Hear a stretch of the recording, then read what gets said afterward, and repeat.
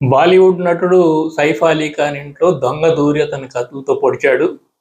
అతను హాస్పిటల్‌లో ఒక 4 రోజుల పాటు తీవ్రంగా పోరాడి రికవర్ అయ్యాడు.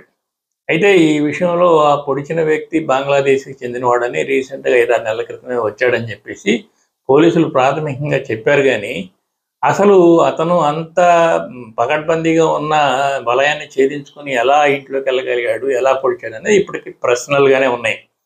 అది కాకుండా ఇప్పుడు కొత్త ప్రశ్న ఏంటంటే 6 గంటల పాటు అతనికి సర్జరీలు చేశారు.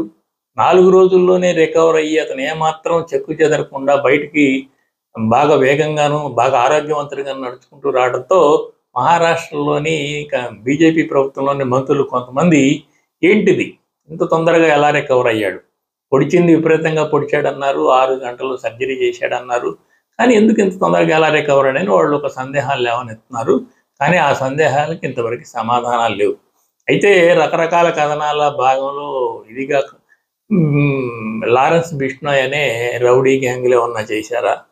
అని ఈ రకరకాల కథనాలన్నీ బయటకొచ్చినాయి. అయితే ఇప్పుడు తాజాగా సై సైఫ్ అలీ ఖాన్‌కి మరొక ఎదురు దెబ్బ తగిలింది. సైఫ్ అలీ ఖాన్‌కి సంబంధించిన పూర్వీకులు రాజవంశీయులు కాదు. వాళ్ళు జమీందారీ వంశీయులైన పటౌడీల దగ్గర పనిచేయడానికి వచ్చారని వాళ్ళ ఫోర్ ఫాదర్స్ పనిచేయడానికి వచ్చిన తర్వాత దేశ విభజన అప్పుడు ఆ జమీందారీ వంశం వాళ్ళు పాకిస్తాన్ వెళ్ళిపోయారని, వాళ్ళ ఆస్తులన్నింటినీ వీళ్ళు అనుభవిస్తున్నారు కానీ వీళ్ళకి హక్కుదారులు కాదు, అవి ఎనిమీ భూములు అనేది ఒక కథనం. అందులో అవి ఎనిమీ భూములు కాదు, మాకు ఇనాంగా ఇచ్చారని చెప్పేసి వీళ్ళు కోర్టుకెళ్ళారు.